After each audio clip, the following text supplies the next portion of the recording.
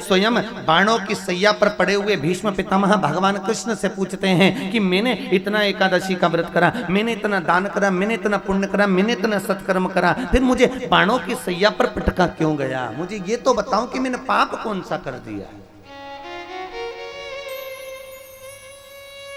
जब मैं सारा पुण्य करा हूं, जब मैं सारा अच्छा काम करा हूं, तो फिर बाणों की सैया क्यों मिली मुझे?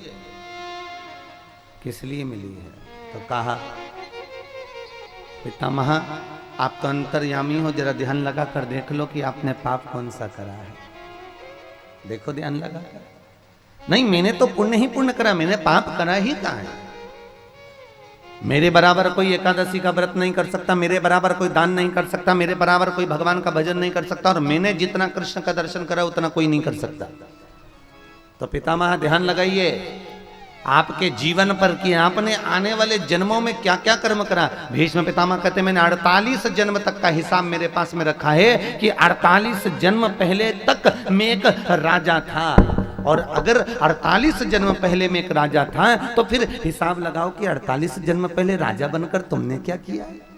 कुछ नहीं करा, राज्य भोगा, कभी झूठ नहीं बोला, कभी प्रपंच नहीं करा, कभी छल नहीं करा, कभी बेईमानी नहीं करी। भगवान बोले कहीं तो गए होगे? राजा बोला हाँ। भीष्म पितामह बोले एक बार मैं वन में से निकल कर जा रहा था, फिर मेरी सेना मेरे पास आकर कुछ बोली। क्या बोली?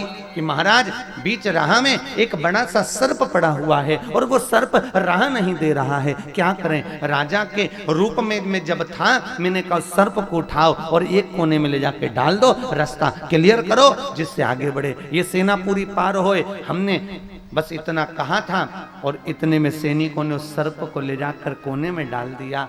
भगवान बोले इसके बाद की कथा मैं सुनाता हूँ। वो सर्प कोने में नहीं, बमूल के कांटों की झाड़ियों में डाला गया था। वो सर्प जब बमूल के कांटे की झाड़ी में डाला गया, वहां पर सर्प को कांटे चुभ गए और सर्प रक्त निकलने लगा, छटपटाने लगा। उन्हीं कांटों में पड़े पड़े पड़े पड़े वो सर्प मर गया।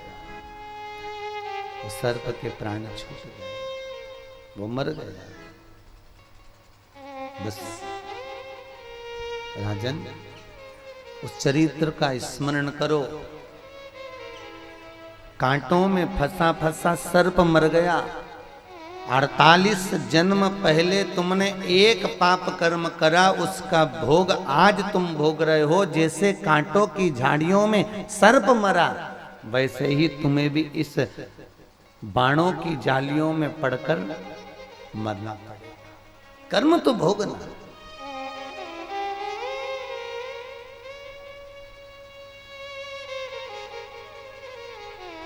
मृत्यु लोक में अगर जन्म हुआ है तो कर्म का भोग भोगना है। स्वयं दशरथ जी महाराज के हाथ से श्रवण कुमार को बाण लगा और फिर दशरथ को जो श्राप लगा, तो दशरथ जी ने भी अपने पुत्र के वियोग में प्राणों को त्यागा। कर्म का भोग भोगना है, भोगी।